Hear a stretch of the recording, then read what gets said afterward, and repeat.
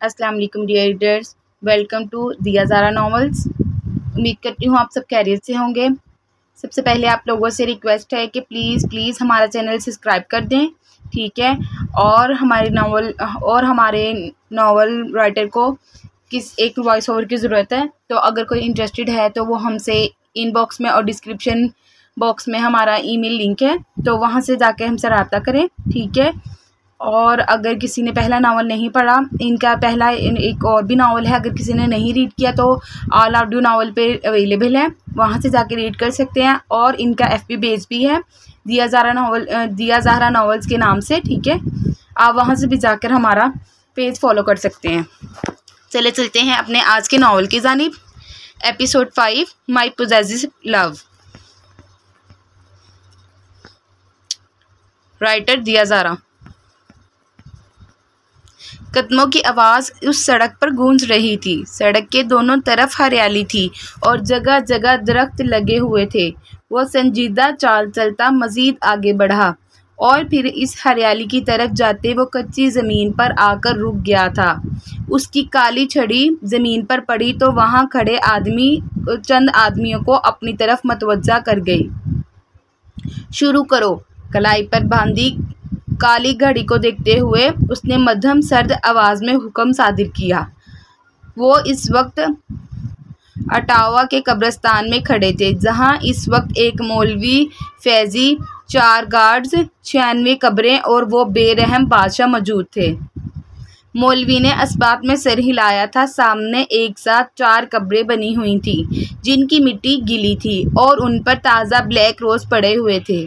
जिसे कोई भी देखता तो उन काले गुलाबों को डालने वाले की अकल पर मातम करता, लेकिन यहाँ वो गुलाब इस बेरहम बादशाह ने खुद डाले थे और किसी में इतनी हिम्मत नहीं थी इस वक्त वो उससे उसकी वजह पूछ सके।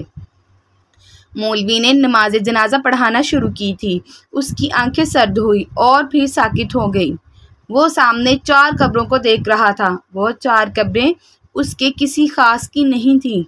वो 4 कब्रें उन 4 आदमियों की थी जिन्हें वो थोड़ी देर पहले मारकर आया था और अब उन्हें जहन्नुम वसूल कर कर उन पर फातिहा पढ़ रहा था। अजीब तरीन मंजर था। वो हमेशा से ही ऐसा करता था। एसेल एडम अजीब था और फिर एसेल एडम की हरकत भी मशकूक ही पाई जाती थी।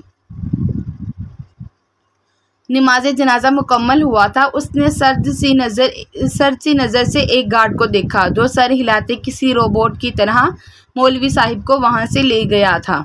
सर्द नीली आंखों वाला वो सफाक बादशाह पलट गया। अब वहाँ 100 कब्रें थीं। फैजी ने उसे देखा। उसके चेहरे पर हर दर्जा सख्त तासुरात थे। वो उससे 2 कदम का फासला बनाते बिल्कुल उसके पीछे खड़ा हुआ था। एसेल एडम, क्या सवाल पूछ सकता हूँ मैं?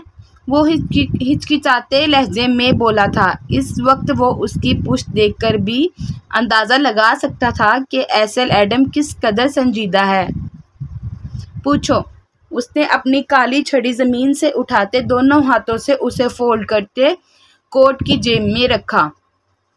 उसके अमल पर फैजी मुंह खोले उसके कोट की जेब को देख रहा था। फिर झटका। तुमने उन लोगों को दफनाया क्यों और यहीं क्यों दफनाया? कब से जहन में उभरता सवाल फैजी के मुंह से निकला था। एसेल एडम ने पलटकर उसे देखा। उसकी आंखें चमकी तो फैजी ने थूक निकला था। वो नीली आंखें यूं ही तो नहीं चमकती थी। जब वो चमकती तो सामने वाले की शामत किसी न किसी सूरत ज़रूर आती थी। सवाब कमाने के लिए हाथों को पुश्त पर बांधे वो ठंडे ठार लहजे में बोला। उसके जवाब पर फैजी ने हैरत से एसेल एडम को देखा। ठंडी हवा के झोंके ने फैजी को कपकपा डाला था, या शायद एसेल एडम की मशकूक हरकत ने। तुमने ही उन्हें मारा है एसेल एडम? फैजी ने जैसे उसे यकीन दहानी करवानी चाहिए थी कि जिनकी कब्रों पर वो फातिहा पढ़ चुका है उन्हें मारने वाला वो खुद ही था। फैजी ने अपनी बात पर जोर दिया था, खुद को यकीन करवाने के लिए कि जो उसने सुना वो ठीक था। जानता हूँ, बाखुदा इन 100 लोगों को मारने के बाद मैंने हर एक की कब्र पर फातिहा पढ़ी है। सवाब कमाना बहुत मुश्किल होता जा रहा है। कफलिंग्स ठीक करते वो आंखों पर सनग्लासेस लगाए बड़े आम से लहजे में बोला था। फैजी को लगा उसने जैसे सुना हो कि मैंने 100 लोगों को पानी पिलाकर सवाब कमाया है। वो हैरत से एसल एडम को देख रहा था। बगैर कुछ बोले फिर पलटकर कब्रों की तरफ देखा। शायद वो आंखों से उनकी गिनती कर रहा था। पूरी 100 ही हैं, मेरा हिसाब इतना भी खराब नहीं। उसकी सर्द सी आवाज़ पर फैजी ने फौरन गर्दन मोड़ी थी। वो बिल्कुल उसके पास खड़ा उसके कंधों पर से नादीदा धूल झाड़ रहा था। फैजी के गले में गिल्टी उभर कर मासूम हुई। उसे लगा था वो एसल एडम को बहुत अच्छे से जानता है, लेकिन वो गलत था। शायद उसकी पूरी ज़िंदगी कम पड़ जाती उसे जानने में। तुम 1000 बार भी मरकर ज़िंदा हो जाओ, जब तक एसल एडम नहीं चाहता तुम उसे नहीं जान सकते। वो तपश देते लहजे में बोला। फैजी 2 कदम पीछे हुआ। उसे खौफ महसूस हुआ सामने खड़े शख्स से। मुकाबिल ने जेब से सिगरेट निकालते हुए लबों में दबाई थी।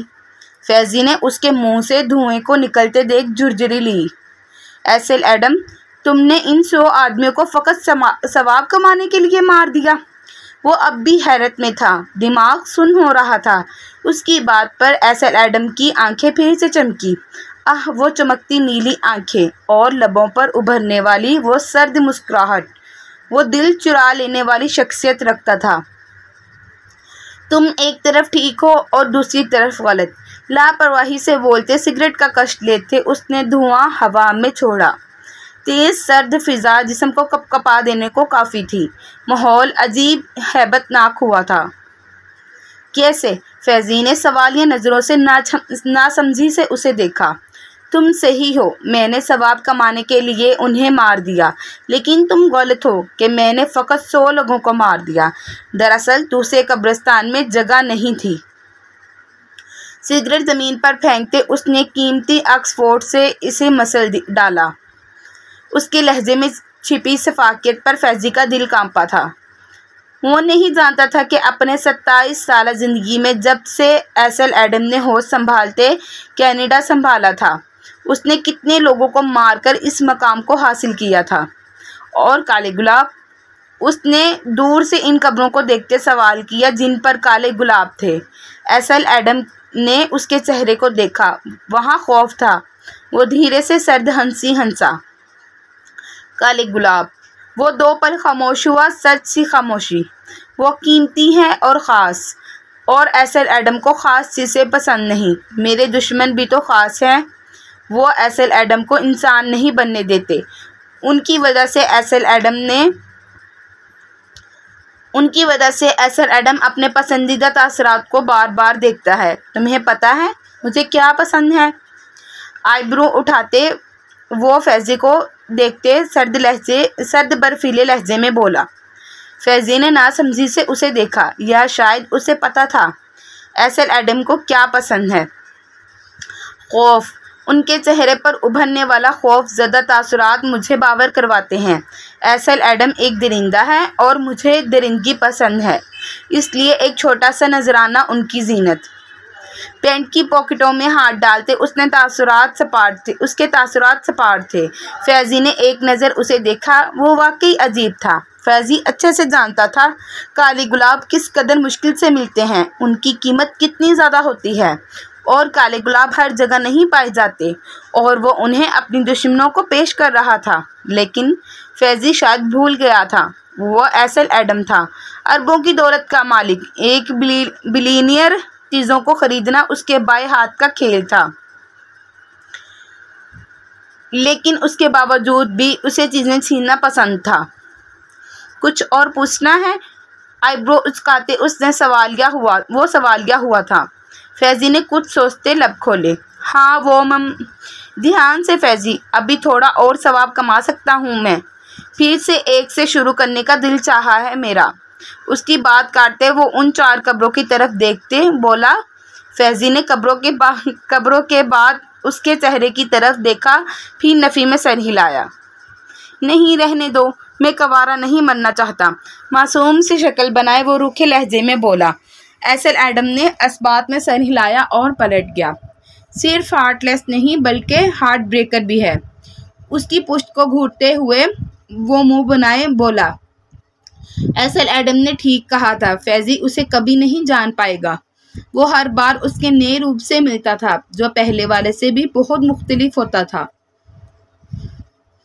उसने देखा उस दिलकश रूह को छू लेने वाले मंजर को, जब सूरज आसमान पहाड़ मिल रहे थे। वहाँ बर्फबारी इस मंजर को मज़ीद हसीन बना रही थी। उस काली आंखों ने इस मुकम्मल होते मंजर को इश्तियाक से देखा, फिर बाहें फैलाकर बर्फबारी को खुद पर गिरते महसूस किया था। कल्ब ने पीछे देखा। उसकी माँ और बाप उस लकड़ी के बने घर के अंदर थे। उनकी हंसने की आवाज़ें सुनते कल्ब ने अपने कदम आगे की जानिब लिए। बर्फबारी में वो अंधाधुंध भाग रही थी। उसका स्कार्फ गले में झूल रहा था। बड़ी बड़ी काली आंखें बर्फबारी के चलते हल्की बंद थी। गाल सर्दी के बायस सुर्ख हो रहे थे और लब नीले पड़ते कपकपा रहे थे। लेकिन वो भाग रही थी। वो आज किसी भी तरीके से इस आसमान पर जाना चाहती थी। वो इस आसमान को छूना चाहती थी, उसे हासिल करना चाहती थी। पहाड़ों की चोटी पर खड़े होते वो यकदम रुकी थी। उसने नन्हा सर्दी से गुलाबी पड़ता हाथ आसमान पर लगाना चाहा था। कल्ब को लगा अब आसमान अब उससे फिर से दूर हुआ है। उसने जर्द सूरज को नीले आसमान में जाते उन रंगों को मिलते देखा। वो कदम आगे बढ़ा गई थी और फिर उसकी दिल खराश चीख फिजा में गूंजी थी। वो नीचे गिर गई थी। वो उस पहाड़ से नीचे गिरी थी। बर्फ में फिसलते उसका सर एक मजबूत दरख्त से टकराया था। उसका वजूद वहीं रुका, भारी होते सर के साथ। उसकी आंखों के सामने अंधेरा छाया था। गुलाबी हाथ फिजा में बुलंद हुआ और फिर वो होशो हवास से बेगाना हुई थी। उसका आधा नाजुक वजूद बर्फ में धुंसा था। वो आसमान को पा लेना चाहती थी। वो आसमान पर जाना चाहती थी। वो और उसकी शिद्दत से मांगी गई दुआ शायद यूं कबूल हो जाती। फजर, तुम्हारा दिमाग खराब हो गया है? क्या बोल रही है अम्मी के तुम अकरम से शादी पर राजी हो गई हो? मरियम तन फन करती कमरे में दाखिल हुई थी। उसे कंधे से थामकर अपनी जानिब उसका रुख करते सख्त लहजे में चीखी। तो इसमें क्या बुराई है? शादी तो मुझे करनी ही है ना। उसका हाथ कंधे से हटाते वो अपने बैग में चीज़ें भरती बोली थी। मरियम ने माथे पे बट डाले उसे देखा। बकवास नहीं करो। वो अकरम जिससे आधी उम्र की हो तुम, वो आवारा कहीं क्या, तुम उससे शादी करोगी? अम्मी की बातों को दिल पर मत लो। मैं हूं ना, तुम्हारी बहन, तुम्हारी कज़न, तुम्हारी दोस्त। मैं तुम्हारे लिए शहजादा ढूंढूंगी। मरियम उसका हिजाब में लिपटा चेहरा हाथों के प्याले में भरते मोहब्बत भरे लहजे में बोली। फजर ने देखा उसकी आंखें सुर्ख हो रही थीं, जैसे कई रातें जाग कर गुजारी हों। शहजादे तो शहजादियों को मिलते हैं आपी, आम लड़कियों को शहजादे नहीं मिला करते। उसके हाथ पर अपना हाथ रखते वो धीरे से हंसी। उसकी हंसी कर्ब आमेज थी। मरियम की आंखों में आंसू तैरे थे। जो तुम्हारी इज्जत करेगा फजर, जो तुम्हारे लिए मरने को तैयार होगा, जिसके लिए दुनिया तुम्हारे बाद में होगी, वो शहजादा होगा फजर, चाहे वो कितना ही आम क्यों ना हो, वो खास होगा। मरियम ने मुस्कुराते हुए समझाया। वो हल्का सा मुस्कुराई। बैग में चीज़ें देखते मुकम्मल थी। वहाँ से हटकर अबाया पहना, फिर शीशे के सामने खड़े होते नकाब करने लगी। मरियम उसकी हर हरकत नोट कर रही थी। तो तुम मेरी बात नहीं मानोगी फजर? मेरी कोई अहमियत नहीं तुम्हारे नज़दीक। मत करो ऐसे। क्या पता आखिरी ख्वाहिश हो मेरी। मरियम का लहजा शिकस्ता हाल था। उसकी सफ़ेद रंगत में जर्दियाँ घुली हुई थी। फजर ने तड़प कर पलट कर उसे गले लगाया था। ऐसे क्यों बोला आपने आपी? मेरे लिए तो आप ही सब कुछ हैं। एक जगह जॉब पर जा रही हूँ, आकर बात करूँगी। पलके बार बार तेज़ी से झपकते उसने आंसुओं को वापस अपनी शफाफ आंखों में कैद किया था। क्यों जा रही हो तुम जॉब पर? कोई ज़रूरत नहीं। मरियम उससे अलग होते थोड़े सख्ती से बोली थी, जिस पर वो नम आंखों से मुस्कुरा दी थी। ऐसे बैठी रही तो मोटी हो जाऊंगी। फिर शहजादा नहीं, नकड़ कर वो मोटा सलीम मिलेगा। वो अपनी ही बात पर नुक्कड़ का वो मोटा सलीम ही मिलेगा। वो अपनी ही बात पर खिलखिलाकर हंसी थी। मरियम ने उसके सर पर चपत रसीद की थी। उसे खुदा हाफिज बोलते वो घर से बाहर निकल गई थी। वो क्या बताती अपनी कज़न जैसी बहन को कि जो जुमले उसकी माँ उसे बोलती थी वो रोटी का एक निवाला भी उसके हल्क में अटका देते थे। उसने आसमान की तरफ देखा। वो हल्का सा मुस्कुराई। आप हो ना अल्लाह जी, सब ठीक होगा। वो इस छोटी सी गली से निकलते चलने लगी थी। फिर 20 मिनट चलने के बाद वो मेन रोड पर आई थी। वहाँ से रिक्शा लेती वो अपनी मंजिल की जानिब निकली थी। ब्लू पैंट कोट में सिल्की बाल माथे पे बिखरे, हाथ में पहनी ब्रांडेड घड़ी, कीमती जूतों और चमकती शहद रंग आंखों समेत वो बला का हैंडसम लग रहा था। गार्ड्स के दरवाज़ा खोलने पर वो ब्लैक मर्सिडीज से बाहर निकला तो आसपास खड़े कई फोटोग्राफर्स और मीडिया के लोगों ने उसकी तस्वीरें और वीडियोस बनाना शुरू की थी। 4 गार्ड के दरमियान चलता वो अंदर इस होटल में दाखिल हुआ था। हर तरफ बरकी कमकमों से हाल को सजाया गया था। वो एक फंक्शन में यहाँ पहुँचा था और बाहर उसके ढेरों फैंस खड़े उसकी एक निगाह के लिए तरस रहे थे। लेकिन उसने फिर से उन लोगों को भरपूर तरीके से तरसाया था। वो सीधा बगैर किसी पर नज़र डाले होटल में एंटर कर गया था। असद उसके पीछे पीछे था। उसके हाल में दाखिल होते ही वहाँ सबकी नज़रें उस पर उठी थी और फिर उसके हसीन चेहरे पर ही जम गई थी। वो आईब्रो उचकाते धीरे से हंसा। उसकी मुस्कुराहट पर उसकी जानिब बढ़ती लड़की ने दिल के मकाम पर हल्का मुक्का बनाकर मारा था। वो बाईं आंख दबा गया। कयान, मुझे पता था मैं बुलाऊंगी तो तुम ज़रूर आओगे। वो लड़की जिसने आसमानी कलर का गाउन पहना हुआ था उसके गले लगते बोली, जिस पर वहाँ मौजूद सभी लोगों के चेहरों पर दबी दबी मुस्कुराहट उभरी। कायान सिकंदर ने उसे धीरे से खुद से दूर किया, जिस पर अलीशा का मुंह बना था। उसने उसे घूर कर देखा तो वो कंधे उचका गया। उसका ये लापरवाह अंदाज ही तो लड़कियों को उसका दीवाना बनाता था। आओ मैं तुम्हें डैड से मिलवाती हूँ। अलीशा उसका हाथ पकड़े उसे साथ लिए चलने लगी थी। वहाँ बिजनेस की दुनिया के भी कई लोग आए थे, जहां अलीशा ने खास कायान को बुलाया था और उसके आने की वजह से वहां हर फर्द खास कर गर्ल्स पार्टी में शामिल होने आई थी। कायान ने नजरें घुमाते मदद तलब नज़रों से इधर उधर देखा था। उसे इन सब चीज़ों में कोई इंटरेस्ट नहीं था। जब उसके कंधे पर पीछे से किसी ने हाथ रखा था वो रुक गया। पलट कर देखा तो शुक्र का सांस लिया था। बचाओगे ना? मुकाबिल उसके कान में घुसते उसके गले लगते सरगोशी नुमा आवाज़ में बोला था। कायान ने जोर से उसकी पीठ पर हाथ मारा जैसे पीठ थपथपाई हो। दोस्त हो तो तेरे जैसा याद किया और शैतान हाजिर। वो गले लगे ही मुस्कुराकर बोला। जाजिब कमाल ने उससे अलग होते तीखी नज़र से उसे देखते घूरा और फिर अलीशा को देखा जो तीखे चतुनों से जाजिब कमाल को घूर रही थी। भाभी, मैं आपकी कुछ लड़के को ले जाऊं? मुझे ज़रूरी बात करनी है। जाजिब कमाल ने उसके कोट के कॉलर पकड़ते फिर अलीशा को देखा, जो उसके भाभी बोलने पर ही खुशी से फूली नहीं समा रही थी। फिर असबात में सर हिला गई। कायान ने उसे सख्त नज़रों से घूरा, जबकि वो उसकी परवाह किए बगैर उसे साइड पर ले आया था। वो दोनों बचपन से साथ थे, एक दूसरे की आदत से वाकिफ। कॉलेज ख़त्म होने पर कायान सिकंदर ने अपने लिए ये फील्ड चुनी थी, जबकि जाजिब कमाल बिजनेस पढ़ रहा था। अबे साले, ख्वामख्वाह चिपका डाला मुझे उसके साथ। उसने बुरा समूह बनाया था। जाजिब कमाल ने आंखें इशारे से उसे दूसरी तरफ देखने का बोला था, जहां एक लड़की खड़ी कायान सिकंदर को ही घूर रही थी, जबकि कई नजरें अब कायान सिकंदर के साथ खड़े जाजिब कमाल पर भी उठ रही थी।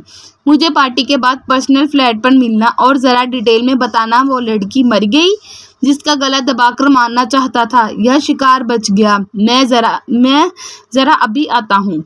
एक हाथ पॉकेट में ले जाते वो दूसरा हाथ उसके कंधे पर रखते उस लड़की को देखते बोला, जो उसे ही घूर रही थी। जाजिब ने बेजारी से उसे देखा। अगर ठरकी लोगों पर टैक्स लगता तो कायान सिकंदर तो गरीब से भी गरीब तर फकीर होता।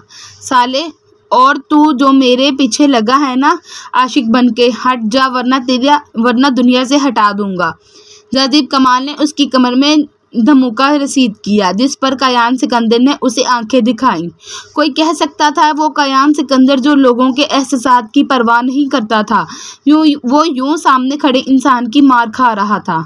और जाजिब कमाल, वो मगरूर बिगड़ा रईसज़ादा जो लोगों को ठोकरों पर रखता था, जरा सी बात खुद पर बर्दाश्त ना करते लोगों को मानने पर उतावला हो जाता था। वो यूं इतने आम मुस्कुराते लहजे में उससे बात कर रहा था। वो दोनों अजीब थे, वो दोनों अच्छे से अच्छे दोस्त थे और अच्छे राजदार भी। उन दोनों को एक दूसरे का छोटे से छोटा राज भी पता था और बड़े से बड़ा गुनाह भी। मेरी आंखों की ठंडक दिल ना जला मेरा, उसे आंख दबाकर कहते वो वहां से हट गया।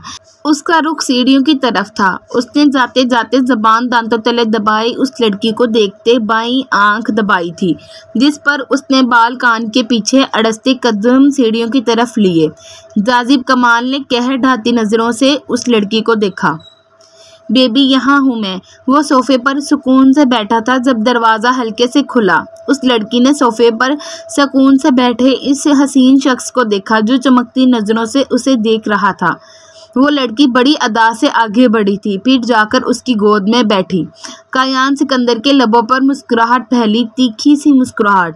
तुम बहुत हॉट हो। वो नाजुक लड़की उसकी गर्दन पर उभरती नीली नसों पर उंगली फेरते लब दबाए बोली थी। ऐसा क्या? उसकी नाजुक पतली सी कमर में हाथ डाले कायान सिकंदर ने उससे मजीद खुद के करीब करते उसके लबों को अपनी दस्तरस में लिया था, जबकि उस लड़की के हाथ अब कायान सिकंदर के गर्दन में लिपटे हुए थे। वो उसकी सांसें मुकम्मल खुद में उंडेल रहा था। जब मोबाइल की तेज़ आवाज़ पर वो लड़की तेज़ी से उससे अलग हुई थी, कायान सिकंदर के माथे पर बल आए थे। वो वहाँ से उठी और थोड़ी दूर मेज़ पर पड़ा अपना मोबाइल उठाते कान को लगाते कायान को देखा। बेबी, मैं आती हूँ। उसके होंठों को छूते वो लड़की बड़ी अदा से बाहर निकली थी। कायान सिकंदर ने तीखी नज़रों से उसकी पुश्त को देखा। वह सख्त बदमज़ा हुआ था। वो वहाँ से उठा। बेशक वो लड़की उसे वापस आने का बोलकर गई थी, लेकिन इंतज़ार करना कायान सिकंदर के लिस्ट से आउट था, सो वो बाहर निकल गया था। वो लॉबी से गुजरते इधर उधर देख रहा था। सीढ़ियों से उतरते वो जैसे ही आखिरी सीढ़ी पर पहुंचा, रिपोर्टर भागकर उसकी जानिब लपके थे। वो हड़बड़ाकर पीछे हुआ था। पार्टी में मौजूद हर कोई उसकी जानिब मतवज्जा हुआ था। कायान सिकंदर ने हैरत से सबको देखा, फिर जाजिब कमाल को ढूंढना चाहा। सर, कायान सर, क्या ये लड़की सच बोल रही है? क्या आप उसके साथ रिलेशन में हैं? क्या आप उसे यूज़ करके फेंकने वाले हैं? क्या वो सच कह रही है? मीडिया रिपोर्टर्स के सवालात पर उसने एक जानिब देखा जहां वो लोग इशारा कर रहे थे, जबकि अलीशा उसे गुस्से से घूरते रोते हुए होटल से बाहर निकली थी। कायान ने नासमझी से जाजिब कमाल को देखा जो मज़े से खड़ा उसे देखते हंस रहा था। फिर उस लड़की को जो थोड़ी देर पहले ही उसके साथ रूम में थी और फ़ोन कॉल का कहकर बाहर आई थी। कायान के माथे पर बल नमूदार हुए। उसने जाजिब कमाल को देखा जो अब भी उसकी हालत से लुत्फ़ अंदोज़ हो रहा था। पूछ लें इनसे, मैं गर्लफ्रेंड हूँ इसकी, लेकिन ये तस्लीम नहीं करना चाहता। वो लड़की रोते हुए बोली, जो एक छोटी एक्ट्रेस थी और अब शायद फेम पाने को ऐसे बोल रही थी या किसी के कहने पर कायान सिकंदर को बदनाम करना चाहती थी। सर, क्या सवेरा मैम सच बोल रही हैं? क्या वाकई आप उन्हें बस इस्तेमाल करना चाहते हैं? मीडिया के सवालात फिर से शुरू हुए थे। कायान सिकंदर ने पीछे को कदम उठाए, जबकि मीडिया माइक उसकी जानिब करते अगली सीढ़ी पर पहुंच गई थी। वो जैसे जैसे पीछे जा रहा था, मीडिया आगे आगे आ रही थी। वहाँ सब खड़े उसे अजीब नज़रों से देखते बातें बना रहे थे और वहाँ खड़ी कुछ लड़कियाँ उसे घूर रही थी तो कुछ लड़कियाँ उसको।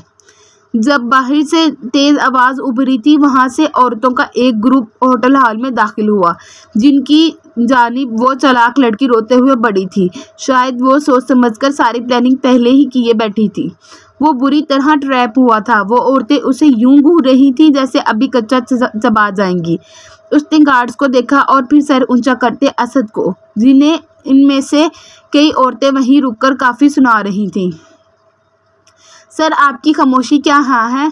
फिर मीडिया फिर से शुरू हुई तो कयान सिकंदर ने आखिरी बार जाजिब कमाल को कहर ढाती नजरों से देखा, जिसने आंखों के इशारे से एक तरफ भागने को बोला था।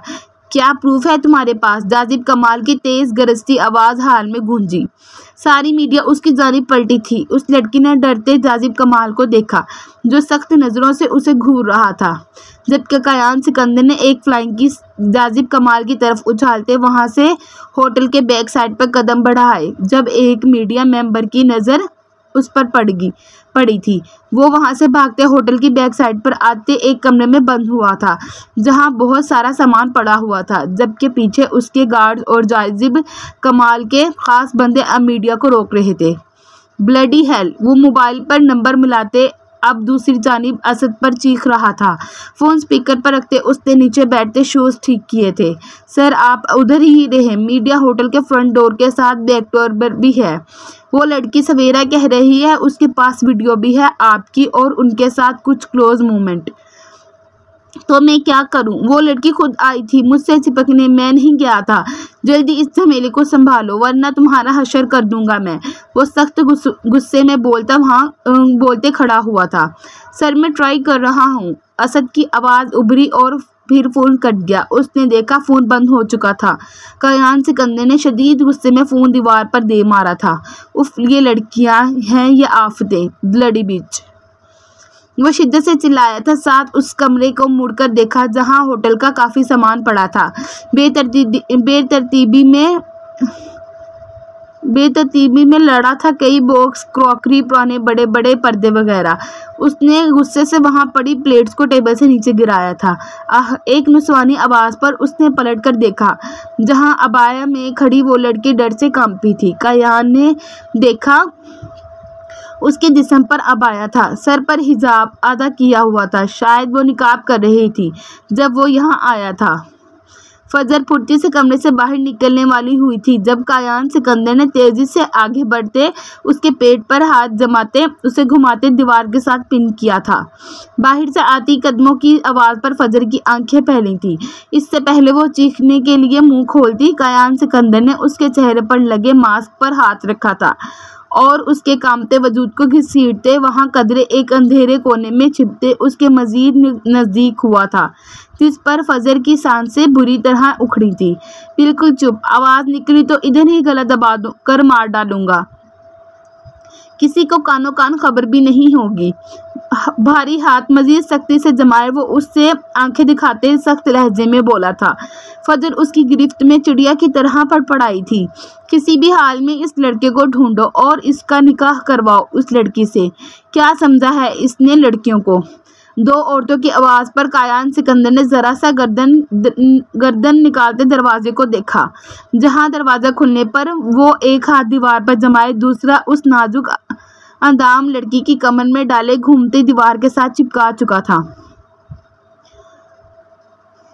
उसके मजबूत हाथ ने जैसे ही फजर की कमर को छुआ वो करंट खाकर उससे दूर होने की कोशिश करने लगी थी। कयान ने वापस उसके मुंह पर हाथ जमाया। वो पहली बार किसी मर्द का लम्स अपने वजूद पर महसूस कर रही थी। दिल शिद्दत से घबरा रहा था, जबकि वो अनजान शख्स मजीद उसके करीब तर हुआ था, जबकि उसकी झुलसती सांसें फजर के चेहरे को सुर्ख करने लगी थी। चुप रहो वरना जान से जाओगी, आवाज़ ना आए तुम्हारी। लब काटते उसने फजर को दूर करते उसके लबों से हाथ हटाया था और फिर आगे बढ़कर अब वहाँ कोई नहीं था। उसने गहरा सांस खारिज किया। वो बालों में हाथ फेरते पलटा और पलटते साथ ही एक नाजुक हाथ उसके गाल पर निशान छोड़ गया था। हैरत से कंग चेहरे समेत उसने उस लड़की की सब्ज कांच आंखों में देखा। आपकी हिम्मत कैसी हुई मुझे यूं छूने की? कपकपाते लहजे में उसने मुकाबिल की शहद रंग आंखों में देखा, जहां अब सुर्खी फैल रही थी। वो पहला थप्पड़ था जो कयान सिकंदर ने किसी लड़की से खाया था। कहाँ लड़कियां उसके छूने पर उसे थप्पड़ से नवाजती थी, वो तो खुद उसकी तलब किया करती थी। गुस्से की शदीद ज्यादती से उसकी सांसें भारी हुई थी। वो शिद्दत से दांत कचकचाते उसकी जानिब बढ़ा और बाजू से दबोचते उसे दीवार से पिन करते उससे एक कदम के फासले पर खड़ा होते एक हाथ दीवार पर रखा था। फजर को अपनी जान जाती महसूस हुई थी। यू ब्लडी बिच, तुमने मुझे थप्पड़ मारा? तुम्हारी हिम्मत कैसे हुई ऐसी हरकत करने की? उसका मुंह दबोचते वो सख्त लहजे में गुर्राया था कि फजर बुरी तरह कांप उठी थी। उसकी सब्ज कांच आंखों में खौफ फैला। यू चीप गर्ल, तुम जानती हो मैं कौन हूँ? तुम्हारे इस अमल का अंजाम क्या होगा जानती हो तुम? अभी के अभी हाथ जोड़ो, गिड़गिड़ाकर माफ़ी मांगो। उसका चेहरा मजीद सख्ती से दबोचे वो अपनी मजबूत उंगलियां उसके चेहरे में तुनसाए सख्त लहजे में धाड़ा के फजर की सब्ज आंखों में मोती चमके। उसके चेहरे पर मास्क था और सर से हिजाब आधा गिर चुका था। खौफ से उसका जिस्म कपकपा उठा था। वरना तुम जानती नहीं हो कहाँ और किस हद तक छू सकता हूँ तुम्हें मैं। जहरकुन लहजे में बोलते उसने उसका चेहरा बुरी तरह झटका था कि फजर को अपने चेहरे में दर्द की शदीद टीस उठती महसूस हुई। उसने सहरज़दा सब्ज आंखों से मुकाबिल की शहद रंग आंखों में देखा। कायान सिकंदर ने उसकी सब्ज आंखों में नमी देखी, या शायद नमी से बहुत परे उसने उसकी आंखों में झांका था। समंदर से गहरी वो सब्ज आंखें किसी के दिल को भी डुबा सकती थी। मुकाबिल लड़की ना आंखें नीचे दो आंसू टूटकर गालों से होते मांस के अंदर जज्ब हुए। मुझे जाने दें प्लीज, वो भराई हुई आवाज में बोलती लरजते कदमों से उसकी साइड से गुजरने वाली थी जब मुकाबिल ने सख्ती से उसके बाजू दबोचते उसे दीवार के साथ पटका। क्या उसे अपनी कमर की हड्डी चटकती हुई महसूस हुई थी? उसके कमर में शदीद दर्द हुआ था जिस पर वो करह कर रह गई। माफ़ी मांगो, आग बरसाते लहजे में बोलते वो अब भी उसकी पानी से भरी आंखों में देख रहा था। उसने दूसरा बाजू भी दीवार पर रखते उसकी जाने के रास्ते मसदूद किए थे कि वो लड़की मजीद सहम कर दीवार के साथ चिपक गई।